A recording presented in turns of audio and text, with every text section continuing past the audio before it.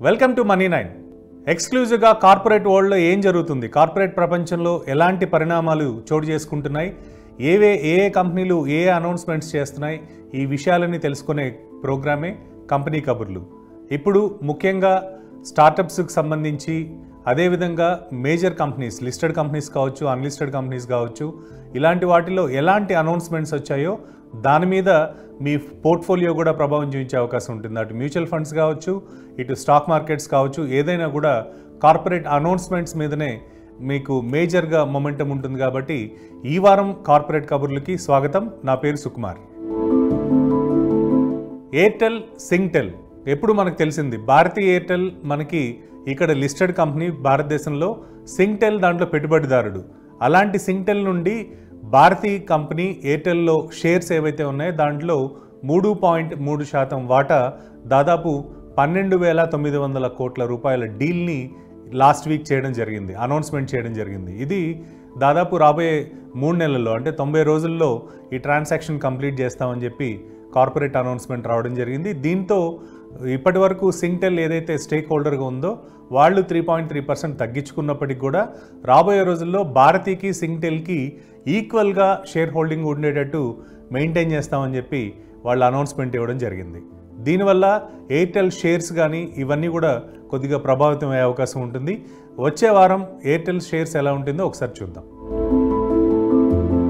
Air Asia, Tata Sons, ఈ సంబంధం మనకి కోవిడ్కి ముందు వీళ్ళిద్దరు కలవడం వల్ల ఇంటర్నేషనల్ అండ్ నేషనల్, డొమెస్టిక్గా మనకి ఎయిర్ ట్రావెల్ కూడా చాలా తక్కువ ధరకి ఎయిర్ ఏషియా టికెట్స్ అందించడం జరిగింది. కానీ కోవిడ్ వచ్చిన తర్వాత లాసెస్లోకి వెళ్ళిన ఎయిర్లైన్ ప్రస్తుతం 2,600 కోట్ల అప్పుల భారంలో మునిగిపోయింది. సో దీన్ని టాటా సన్స్ వీలైనంత వరకు దీన్ని రైట్ ఆఫ్ చేసుకోవడానికే ముఖ్యంగా ఇంట్రెస్ట్ చూపిస్తున్నారు. అదే కాకుండా లయబిలిటీస్ ఏవైతే ఉన్నాయో అవి కరెంట్ అసెట్స్ని, అంటే ప్రస్తుతం ఉన్న ఆస్తుల్ని కరగబెట్టే ప్రయత్నం చేస్తున్నాయి. కాబట్టి గోయింగ్ కన్సర్న్ అని చెప్పి ఎయిర్లైన్ నిర్ణయం తీసుకోవడం జరిగింది. అదేవిధంగా ఇప్పటి వరకు ఉన్న లాసెస్ ఏవైతే ఉన్నాయో, వీళ్ళిద్దరి మధ్య మెర్జ్ అయిన తర్వాత లాసెస్ ఏవైతే ఉన్నాయో, ఇది ఎయిర్ ఇండియా ఎక్స్ప్రెస్ ఇవన్నీ కూడా రావడంతో టాటా చాలా క్లియర్గా ఎయిర్లైన్స్ బిజినెస్ని స్ట్రీమ్లైన్ చేసే పరిస్థితి ఉన్నట్టుగా మనకి కనిపిస్తుంది.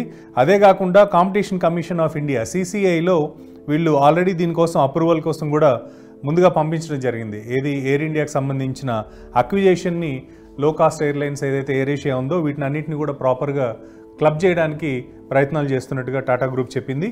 ఇప్పుడు దీంతో ఏమైందంటే ఆల్మోస్ట్ మనకి CCI ఎయిర్ ఇండియా స్టేక్లో దాదాపు 83.67% ఎయిర్ ఏషియా కొనుక్కోవడానికి ఒక అనుమతిని ఇస్తున్నట్టుగా ఒక రిపోర్ట్ రావడం జరిగింది. దీనివల్ల రాబోయే 2-3 నెలల్లో ఎయిర్ ఇండియాకి సంబంధించి, అటు ఎయిర్ ఏషియాకి సంబంధించి టాటా సన్స్ ఇప్పటివరకు ఉన్న లాసెస్ ఏవైతే ఉన్నాయో వాటి గురించి ఒక క్లారిటీ వచ్చే అవకాశం ఉంది. DB పవర్ పర్చేస్ తర్వాత అదానీ పవర్ షేర్లు రాకెట్ వేగంతో పైకి వెళ్ళాయి. ఒక్కసారి కనుక మనం చూస్తే all time high 22 August almost మనకి DB పవర్ లిమిటెడ్ని కొన్న తర్వాత 7,017 కోట్ల రూపాయల వాల్యూతో గౌతమ్ అదానీ ఈ అగ్రిమెంట్ని క్లోజ్ చేయడం జరిగింది. దీనివల్ల ఆల్మోస్ట్ మనకి ఈ స్టాక్స్ అన్ని కూడా విపరీతంగా పెరగడం. ప్రైస్ వైజ్ చూస్తే దాదాపు 429.65 రూపీస్, అంటే 429-430 రూపాయల వరకు పెరిగి ఆల్మోస్ట్ ప్రీవియస్ డే క్లోజ్ కన్నా కనుక గమనిస్తే 3.83% అధికంగా క్లోజ్ అవ్వడం జరిగింది. సో దీన్ని బట్టి చూస్తే అదానీ పవర్ ఏదైతే DB పవర్ని కొన్నదో దాదాపు 7,017 కోట్లతోటి ఇది అడిషనల్ వాల్యూ క్రియేట్ చేస్తుందని ఇన్వెస్టర్లు అనుకున్నారు. అందువల్లనే గత వారం మనకి అదానీ పవర్ షేర్లు విపరీతంగా పెరగడం జరిగింది. ముచ్చటగా మూడోసారి LIC రిలయన్స్ క్యాపిటల్ ఆస్తులను అమ్మడానికి, దాని లోన్స్ని అమ్మడానికి ప్రయత్నం చేసింది. గతంలో మనకి ఆల్మోస్ట్ 3,400 కోట్ల రూపాయల సెక్యూర్డ్ బాండ్స్ ఏవైతే ఉన్నాయో అవి రిలయన్స్ క్యాపిటల్ ప్రజల నుండి కలెక్ట్ చేసిన డబ్బులకి అటువైపు IDBI, ఇటువైపు LIC ఈ రెండు కూడా బాధ్యత వహిస్తూ దాన్ని అసెట్ రికవరీ కంపెనీస్కి బిడ్స్ సబ్మిట్ చేయమని చెప్పడం జరిగింది. గతంలో వాల్యుయేషన్స్ ఎక్కువగా ఉండడం వల్ల దీనికి సంబంధించిన బిడ్స్ అంత ఎక్కువ రాలేదు. కానీ ప్రస్తుతం ఈ 3,400 కోట్ల బ్యాడ్ లోన్ ఏదైతే ఉందో దీన్ని వదిలించుకోవడానికి LIC సిద్ధంగా ఉన్నట్టుగా ముచ్చటగా మూడోసారి ప్రయత్నం చేసినట్టుగా మనకి క్లియర్గా తెలుస్తుంది. IDBI క్యాపిటల్ అసెట్ రికవరీ కంపెనీని బిడ్స్ని సెప్టెంబర్ 5 లోపల ఫైల్ చేయమని చెప్పి వాళ్ళు కూడా అనౌన్స్ చేయడం జరిగింది. ఈ గతంలో మనకి జూన్ కావచ్చు, జూలైలో ఈ 2 నెలల్లో కూడా కొద్దిగా ఎక్కువగా ప్రైజింగ్ ఉండడం వల్ల దీనికి బిడ్స్ అంత ఎక్కువ రాలేదు. కానీ సెప్టెంబర్ 5 లోపల ఫైల్ చేస్తున్న బిడ్స్లో ఏవైనా ఎలిజిబుల్ బిడ్స్ వస్తే మాత్రం వాళ్ళకి అలొకేట్ చేసే అవకాశాలు ఎక్కువ కనిపిస్తున్నాయి.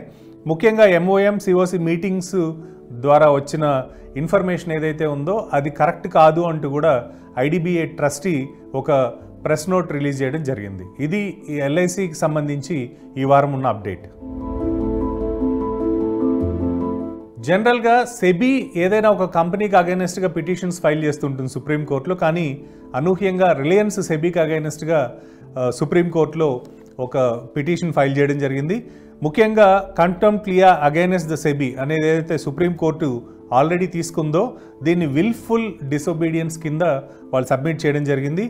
గత 20 ఏళ్ల ముందు జరిగిన అలొకేషన్స్ ఏవైతే ఉన్నాయో దానికి సంబంధించి ఇంకా పెండింగ్ సంబంధించి సెబీ మాకు సపోర్ట్ చేయడం లేదు అని చెప్పి ఒకసారిగా రిలయన్స్ పిటిషన్ ఫైల్ చేయడం, దట్టు మనకి చీఫ్ జస్టిస్ ఎన్వి రమణ గారి ముందు ఇది టేబుల్ అవ్వడం, అంటే ఆగస్టు 22వ తారీఖు టేబుల్ అవ్వడం, ఇవన్నీ చూస్తే రాబోయే రోజుల్లో సెబీ దీని నుంచి రిలీఫ్ తీసుకోవడానికి కూడా కొద్దిగా కష్టపడే అవకాశం చాలా క్లియర్గా కనిపిస్తుంది.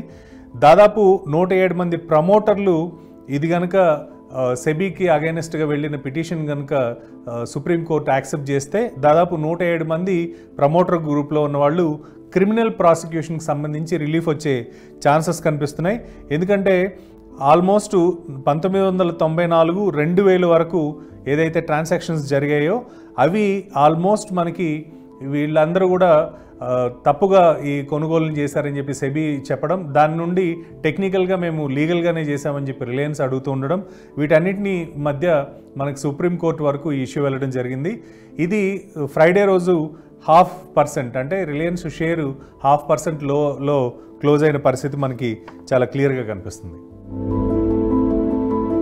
ఎయిర్లైన్ సంస్థ స్పైస్ జెట్ దాదాపు ఒక గుడ్ న్యూస్, ఒక బ్యాడ్ న్యూస్ కింద మనం చూడాలి. ఎందుకంటే అజయ్ సింగ్ 23వ తారీఖు దాదాపు 2,000 కోట్ల రూపాయలు ఫండ్ రైజ్ చేస్తున్నామని చెప్పి చెప్పడం జరిగింది స్టేక్ సేల్ చేస్తూ. అదేవిధంగా స్పైస్ జెట్ కూడా 280 కోట్ల అప్పుకి వాళ్ళ అప్లికేషన్ ఎమర్జెన్సీ క్రెడిట్ లైన్ కావాలని చెప్పి క్రెడిట్ గ్యారంటీ స్కీమ్ కింద అప్లై చేయడం జరిగింది. సో దీన్ని బట్టి చూస్తే ఒకవైపు మనకి డెలివరీ ఏదైతే 737 ఎయిర్ క్రాఫ్ట్ ఉందో అది అక్టోబర్ నుంచి స్టార్ట్ అవుతుంది కాబట్టి దీనికి సంబంధించి ఫండ్ రైజింగ్ కోసం ఇటు అటు రెండు ప్రయత్నాలు చేస్తున్నారు. ఒక విధంగా కనుక గమనిస్తే స్టేక్ సేల్ చేయడం అనేది కంపెనీ కాస్త నెగిటివ్ కింద మనం చూడాలి. అదేవిధంగా ఫండ్ రైజ్ అయితే కనుక అది ఒక పాజిటివ్ థింగ్ కింద మనం చూడాలి. వీటితో పాటు DGCA ఏదైతే director general of civil aviation ఉందో స్పైస్ జెట్ పైలట్ని 6 నెలలు సస్పెండ్ చేయడం కూడా ఒక వార్త కింద మనం చూడాలి. ముఖ్యంగా హెవీ టర్బులెన్స్ వల్ల ముంబై దుర్గాపూర్ ఫ్లైట్లో ప్యాసింజర్స్ కూడా వాళ్ళకి దెబ్బలు తగలడం, దీని మీద DGCAకి కంప్లైంట్ చేయడం, ఇవన్నీ కూడా ఈ వారం రోజుల్లో మనకి స్పైస్ జెట్లో అటు పాజిటివ్ ఇటు నెగిటివ్ న్యూస్ల కింద మనకి చాలా స్పష్టంగా కనిపిస్తున్నాయి. మెటల్ సెక్టార్లో ఉన్న హిండాల్కో చైర్మన్ కుమార్ మంగళం బిర్లా 23వ తారీఖు కంపెనీకి సంబంధించి టోటల్ క్యాపిటల్ ఎక్స్పెండిచర్ దాదాపు $8 బిలియన్ కావాలని చెప్పి నెక్స్ట్ 5 ఇయర్స్లో కావాలని చెప్పి చెప్పడం జరిగింది. అదేవిధంగా Novelis almost potential investment $4.5 billion raise చేయడానికి కూడా వాళ్ళు ముందు రావడం జరిగింది. అంటే ఆల్మోస్ట్ కెపాసిటీ ఎక్స్పాన్షన్ కోసం రాబోయే 5 సంవత్సరాల్లో $8 బిలియన్ పెట్టుబడిగా పెట్టడానికి టార్గెట్ పెట్టుకోవడం. యుఎస్లో ఉన్న కంపెనీ ఇండియా సబ్సిడరీ ఏదైతే ఉందో ఇది కూడా ఇన్వెస్ట్మెంట్స్ని పెంచుకుంటూ పోవడం. దాదాపు 70% కన్సాలిడేటెడ్ క్యాష్ ఫ్లో ఏదైతే ఉందో అది కూడా డౌన్ స్ట్రీమ్ సెగ్మెంట్స్కి, అంటే వివిధ రంగాల్లో ఉన్న కంపెనీలకి అన్నిటికి కూడా దీని రిలేటెడ్ కంపెనీస్కి అన్నిటికి కూడా వాళ్ళు ఫండింగ్ చేయడానికి ముందుకు రావడం అనేది ఒక పాజిటివ్ న్యూస్ కింద మనం హిండాల్కోకి చూడొచ్చు. ఇక L&T విషయానికి వస్తే దాదాపు $2.5 బిలియన్ మనకి గ్రీన్ పోర్ట్ఫోలియోలో నెక్స్ట్ 3 to 4 ఇయర్స్లో పెట్టుబడులు పెట్టడానికి ముందుకు వస్తున్నారంటే ఏదైతే పొల్యూషన్ ఫ్రీ బిజినెస్ ఉంటుందో దాంట్లో పెట్టుబడులు పెంచుకోవడానికి కూడా L&T ప్రయత్నం చేస్తున్నట్టుగా మనకి వార్త చెప్తుంది. అదేవిధంగా investment in line with L&T's లక్ష్య 2026 ప్లాన్, అంటే 2026కి ఏదైతే స్ట్రాటజిక్ ప్లాన్ చేసుకున్నారో దానికి సంబంధించి ఇన్వెస్ట్మెంట్స్ అన్నింటిని కూడా ప్రాపర్గా ఇన్లైన్ చేసుకుంటామని చెప్పి ఒక న్యూస్ కూడా చెప్పడం జరిగింది. ఎల్ఎన్టీ టీం దాదాపు 15 నుండి 20 మందిని సపరేట్గా గ్రీన్ ఎనర్జీ ఏదైతే ఉందో దీన్ని పుష్ చేయడానికి ఒక సపరేట్ టీంని ఫామ్ చేసినట్టుగా కూడా ఎల్ఎన్టీ అనౌన్స్ చేసింది. ఫార్మా రంగంలో ఉన్న టొరెంట్ ఫార్మా చెన్నై బేస్డ్ క్యూరేటియో హెల్త్ కేర్ని దాదాపు 2100 కోట్ల డీల్తో అక్వైర్ చేయడానికి ప్రయత్నాలు చేస్తుంది. దీంట్లో ముఖ్యంగా ఈ కంపెనీ స్కిన్ కేర్ ప్రోడక్ట్స్ ఇలాంటివన్నీ కూడా తయారు చేస్తుంది కాబట్టి ఈ కంపెనీ వాల్యుయేషన్స్ని బేస్ చేసుకుని టొరెంట్ ఫార్మా కనుక అక్వైర్ చేస్తే రాబోయే రోజుల్లో మార్కెట్లో ఎక్కువ స్కిన్ కేర్ ప్రోడక్ట్స్ ఇలాంటి వాటిల్లో బ్యూటీ ప్రోడక్ట్స్లో ముందుకెళ్ళడానికి ఒక అవకాశం ఉంటుందని చెప్పి వాళ్ళు ప్రయత్నం చేస్తున్నారు. ముఖ్యంగా ఆల్మోస్ట్ ఇప్పటివరకు నెగోషియేషన్స్ చేసిన కంపెనీలు ఏవైతే అరబిందో కావచ్చు, డాక్టర్ రెడ్డీస్ కావచ్చు, జేబీ కెమికల్స్ కావచ్చు, బయోకాన్ కావచ్చు, జైడస్ కావచ్చు, ఇలాంటివన్నీ కూడా ఈ కంపెనీని కొనడానికి గతంలో ఇంట్రెస్ట్ చూపించాయి. బట్ ఇప్పుడు ప్రస్తుతం మనకి టొరెంట్ ఫార్మా కూడా దీనికి సంబంధించి బిడ్స్ని చేస్తుంది. ఇది ఏంటంటే ఆల్మోస్ట్ ఈ కంపెనీలో ఉన్న సికాయో క్యాపిటల్ కావచ్చు, క్రిస్ క్యాపిటల్ కావచ్చు, ఇలాంటి కంపెనీలందరూ కూడా ఎవరైతే వెంచర్ క్యాపిటలిస్టులు ఉన్నారో వాళ్ళకి ఎగ్జిట్ ఇవ్వడానికి ఆ కంపెనీ ప్రయత్నం చేస్తున్నట్టుగా తెలుస్తుంది. ఒకవేళ చేజిక్కించుకుంటే మాత్రం ఖచ్చితంగా అరబిందో కావచ్చు, డాక్టర్ రెడ్డీస్ కావచ్చు, జేబీ కెమికల్స్, బయోకాన్, జైడస్ కావచ్చు, టొరెంట్ ఫార్మా ఏది అక్వైర్ చేసుకున్నా కూడా లిస్టెడ్ కంపెనీస్గా ఉండడం వల్ల ఈ అక్విజేషన్ అనేది చాలా వరకు ఈ కంపెనీలకి ఒక బెనిఫిట్ని తీసుకొచ్చే అవకాశాలు మనకు చాలా ఎక్కువ కనిపిస్తున్నాయి. నెట్వర్క్ వైజ్ చూస్తే క్యూరేషియో మ్యానుఫ్యాక్చరర్స్కి ఆల్మోస్ట్ 700 మంది డిస్ట్రిబ్యూటర్లు ఉన్నారు ఇది ఇండియా వైడ్. అదేవిధంగా మనకి దాదాపు 2005 నుండి సక్సెస్ఫుల్ బిజినెస్గా ఇది కనిపిస్తుంది కాబట్టి దీన్ని అక్వైర్ చేయడానికే మనకి అన్ని కంపెనీలు ఆసక్తి చూపిస్తున్నట్టుగా తెలుస్తుంది. ఈ న్యూస్ తోటి టొరెంట్ ఫార్మా దాదాపు 1.5% స్టాక్ ప్రైస్ కూడా పెరిగి నిన్న ఫ్రైడే రోజు క్లోజ్ అవ్వడం జరిగింది. పేటిఎం విజయ్ శేఖర్ శర్మ దాదాపు ఇప్పటి వరకు ఎండీగా ఉన్నారు. మరో 5 సంవత్సరాలు తనే ఎండీ అండ్ సీఈఓగా ఉండడానికి 22వ జనరల్ బాడీ మీటింగ్లో ఒక నిర్ణయం తీసుకోవడం జరిగింది. ఏజీఎం కండక్ట్ చేసిన తర్వాత చాలా వరకు అందరూ ఆల్మోస్ట్ 99.67% షేర్ హోల్డర్స్ ఎవరైతే ఉన్నారో వీళ్ళందరూ కూడా శర్మకి ఫేవరెట్గా అంటే తనే ఉండాలి అన్నట్టుగా రీఅపాయింట్మెంట్కి ఆమోదిస్తూ ఓట్లు వేయడం జరిగింది. శేఖర్ శర్మ మరో 5 ఏళ్ల పాటు ఎండీ అండ్ సీఈఓ కొనసాగే అవకాశాలు చాలా వరకు కనిపిస్తున్నాయి. అదేవిధంగా ఓసీఎల్ 7 రెజల్యూషన్స్ కూడా 94% ఓట్ల కన్నా ఎక్కువగా అతని మీద ఉన్న నమ్మకంతో ఈ ఇన్వెస్టర్స్ ఎవరైతే ఉన్నారో, షేర్ హోల్డర్స్ ఎవరైతే ఉన్నారో వీళ్ళందరూ ఓటింగ్ చేయడం జరిగింది. నిఫ్టీ పరుగులు పెడుతుంది, నిఫ్టీ 50 ఇండెక్స్ కూడా పరుగులు పెడుతుంది. ఇలాంటప్పుడు అందులో ఉన్న ఎండీలు కావచ్చు, సీఈఓలు కావచ్చు, వీళ్ళ జీతాలు ఎంత పెరిగాయి ఇది చాలామందికి ఒక క్యూరియాసిటీని క్రియేట్ చేస్తుంది. గత సంవత్సరంతో పోలిస్తే దాదాపు 45% వీళ్ళ జీతాలు పెరిగాయి. పాండమిక్ తర్వాత కంపెనీలన్నీ పర్ఫామ్ చేయడం, బెటర్గా ఉండడం ఇవన్నీ కనుక కంపేర్ చేస్తే ప్లస్ మార్కెట్స్ కూడా పాజిటివ్గా పెరిగాయి కాబట్టి ఈ ఎండీస్ సీఈఓ శాలరీస్ కూడా దాదాపు 45% మనకి పెరగడం జరిగింది. ఒక యావరేజ్ సీఈఓ ఎండీ శాలరీ గతంలో 16.41 కోట్లు ఉంటే ఈ సంవత్సరానికి అది 23.83 కోట్లకు పెరిగింది. ఒక చిన్న ఎగ్జాంపుల్ కింద మనం గమనిస్తే Vijay Kumar HCl technology CEO ఎవరైతే ఉన్నారో తనే ఈ నిఫ్టీ 50 కంపెనీల్లో అందరికన్నా ఎక్కువగా శాలరీ డ్రా చేస్తున్న వ్యక్తి.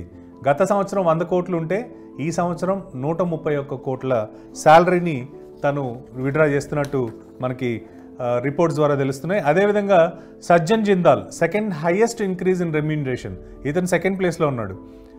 61 కోట్లు పెరిగి దాదాపు తను సెకండ్ ప్లేస్లో నిలవడం జరిగింది ఎండీ అండ్ సీఈఓగా. అండ్ మూడో ప్లేస్లో CP Gurnani MD and CEO of tech Mahindra, ఇతనికి కూడా దాదాపు 48 కోట్ల జీతం పెరిగింది ఒక సంవత్సరంలో, ఫైనాన్షియల్ ఇయర్ 2020లో. సో దీన్ని బట్టి చూస్తే అటు పర్ఫార్మెన్సు, ఇటు స్టాక్ మార్కెట్లు, ఇటు ఎండీ అండ్ సీఈఓ శాలరీ ఇవన్నీ కూడా వన్ వేలో పెరిగిన పరిస్థితి మనకి ఈ సంవత్సరం కనిపిస్తుంది.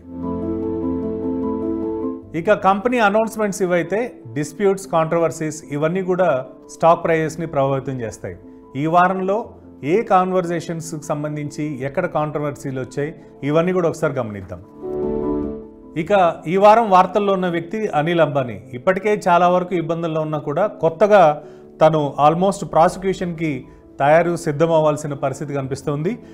ఏ విషయంలో అంటే బ్లాక్ మనీ యాక్ట్, అదేవిధంగా ట్యాక్స్ దాదాపు 420 కోట్లు ఎగ్గొట్టడం, బ్లాక్ మనీ అన్డిస్క్లోజ్డ్ ఫండ్స్ 814 కోట్లు స్విస్ బ్యాంక్లో పెట్టుకోవడం, ఇలాంటి అన్ని పరిస్థితుల్ని ఇన్కమ్ ట్యాక్స్ డిపార్ట్మెంట్ తీసుకొని విల్ఫుల్ ఎవేషన్ అంటే ఉద్దేశపూర్వకంగా తను ఎగవేతదారుడు అని ఒక నోట్ని కూడా తయారు చేయడం, అదేవిధంగా బ్లాక్ మనీ ఇంపోజిషన్ యాక్ట్ని అతని మీద దాదాపు 10 సంవత్సరాలు జైలు శిక్షకు కూడా ఎలాంటి అవకాశాలు ఉన్నాయి వీటినన్నింటినీ కూడా తయారు చేస్తుండడం మనం గమనించవచ్చు. అదేవిధంగా ప్రాసిక్యూషన్ కూడా సెక్షన్ 50 and 51 కింద బ్లాక్ మనీ కలిగి ఉన్నాడు కాబట్టి అతన్ని అరెస్ట్ చేసే అవకాశాలు కూడా రాబోయే రోజుల్లో చాలా క్లియర్గా ఉన్నట్టుగా మనకి ఇన్కమ్ ట్యాక్స్ డిపార్ట్మెంట్ చెప్తుంది.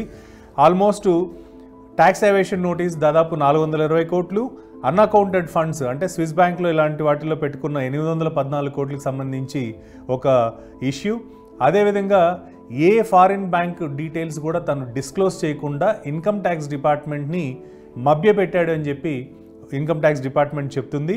దీనికి సంబంధించి ఏదైనా రిప్లై ఇవ్వాల్సి ఉంటే ఆగస్టు 31వ తారీఖు లోపల మీరు రెస్పాండ్ అవ్వాలని చెప్పి అనిల్ అంబానీకి నోటీస్ కూడా పంపడం జరిగింది. బట్ ఎలాంటి రెస్పాన్స్ ఇస్తారో కూడా మనం అందరూ వేచి చూడాలి. ఫ్యూచర్ గ్రూప్ 33 బ్యాంకులు మనకి 21,058 కోట్ల క్లెయిమ్ని ఫ్యూచర్ గ్రూప్కి అగైనెస్ట్గా క్లెయిమ్ చేయడం జరిగింది. జూన్ 20వ తారీఖున ఎన్సిఎల్టీ దీనికి అప్రూవల్ కూడా ఇచ్చింది ఇన్సాల్వెన్సీ ప్రాసెస్కి. సో రాబోయే రోజుల్లో ఇన్సాల్వెన్సీ ప్రాసెస్ కనుక మొదలైతే ఫ్యూచర్ గ్రూప్ అసెట్స్ ఎంత ఉన్నాయి, ఎంతవరకు బ్యాంకులు నష్టపోతాయనే విషయంలో కూడా మనకి ఒక స్పష్టత వచ్చే అవకాశం చాలా క్లియర్గా కనిపిస్తుంది. ఆఖరిగా స్టార్టప్స్కి సంబంధించి చాలా కొన్ని విషయాలు మనం ఈ వారంలో ఏమేమి జరిగాయో ఒకసారి చూద్దాం. ముఖ్యంగా షాపెక్స్ అనే ఒక స్టార్టప్ కంపెనీ గతంలో నందన్ నీలకనేని ఇన్ఫోసిస్ కోఫౌండర్ కూడా ఇందులో ఇన్వెస్ట్ చేయడం జరిగింది. వీళ్ళు బ్యాంక్రప్సీ ఫైల్ చేసి ఈ వ్యాపారాన్ని మూసేస్తున్నట్టుగా చాలా క్లియర్గా వాళ్ళు ఇన్ఫర్మేషన్ ఇవ్వడం జరిగింది. ఆల్మోస్ట్ ఇన్వెస్టర్స్ లోన్స్ ఏవైతే ఉన్నాయో అది $50 మిలియన్ ఇన్వెస్ట్మెంట్స్ అదేవిధంగా లోన్స్ని కూడా వీళ్ళు డిఫాల్ట్ చేయడం జరిగింది. కొత్తగా క్యాపిటల్ రైజ్ చేయలేకపోయినందువల్లనే ఈ వ్యాపారాన్ని మేము షట్ డౌన్ చేస్తామని చెప్పి వాళ్ళు అనౌన్స్మెంట్ కూడా చేయడం జరిగింది. ఇక e-com platform Meesho almost next 1 or 2 ఇయర్స్లో ఒక ప్రాఫిట్ సంపాదించే సంస్థగా ఎదుగుతామని చెప్పి వాళ్ళు ఒక అనౌన్స్మెంట్ చేయడం జరిగింది. ఆల్మోస్ట్ 150 మందిని ఎంప్లాయీస్ని తీసేసినప్పటికి కూడా రీస్ట్రక్చరింగ్ సంబంధించి మేము రాబోయే రోజుల్లో మంచి అడుగులు వేసే అవకాశం ఉందని చెప్పి వాళ్ళు అనౌన్స్ చేయడం. ఇంకోవైపు అమెజాన్, ఫ్లిప్కార్ట్లో ఆల్మోస్ట్ 120 మిలియన్ యూజర్స్ ఉన్నారు కాబట్టి వాళ్ళందరినీ కూడా టార్గెట్ చేసి మేము బిజినెస్ని పెంచుకుంటాము, తద్వారా ఫండ్ రైజింగ్ కూడా చేసుకుంటామని చెప్పి వాళ్ళు అనౌన్స్ చేయడం జరిగింది. Meesho super store down sized అంటే ఆల్మోస్ట్ మనకి ఈ యాక్టివ్ స్ట్రాటజీలో భాగంగా రాబోయే రోజుల్లో ఎంప్లాయీస్ని కూడా తగ్గించుకుంటూ వెళ్తామని చెప్పి ఆల్మోస్ట్ వీళ్ళు అనౌన్స్మెంట్ చేశారు. సో ఒకవేళ ఖర్చులు తగ్గించుకుంటే నెక్స్ట్ 1 or 2 ఇయర్స్లో లాభాల బాటలోకి వెళ్ళే అవకాశాలు ఉన్నట్టుగా మనకి మీషోలో కనిపిస్తుంది. ఇది ఈ వారం ఉన్న కార్పొరేట్ అండ్ స్టార్టప్స్ ర్యాపప్ కింద మనం చూడాలి. కంపెనీ కబుర్లు కార్యక్రమంతో పాటు Money9కి సంబంధించి మొబైల్ యాప్ కూడా ఇప్పుడు తెలుగులో అందుబాటులో ఉంది. దీన్ని మీరు డౌన్లోడ్ చేసుకుంటే పర్సనల్ ఫైనాన్స్ రిలేటెడే కాకుండా వివిధ అప్డేట్స్ అంటే కంపెనీలు కావచ్చు, స్టాక్ మార్కెట్స్ కావచ్చు, మ్యూచువల్ ఫండ్స్ కావచ్చు, ఇన్కమ్ ట్యాక్స్ రిలేటెడ్ ఇన్ఫర్మేషన్ కావచ్చు, ఏదైనా కూడా మీ ఫింగర్ టిప్లో ఉంటుంది. అటు గూగుల్ ప్లే స్టోర్లో అదేవిధంగా యాపిల్ స్టోర్లో కూడా మీకు ఈ యాప్ అందుబాటులో ఉంటుంది. దీన్ని డౌన్లోడ్ చేసుకోండి. మరిన్ని వీడియోలు చూసే అవకాశం కూడా మీకు కలుగుతుంది. ఇది ఈ వారం కంపెనీ కబుర్లు. చూస్తూనే ఉండండి Money9.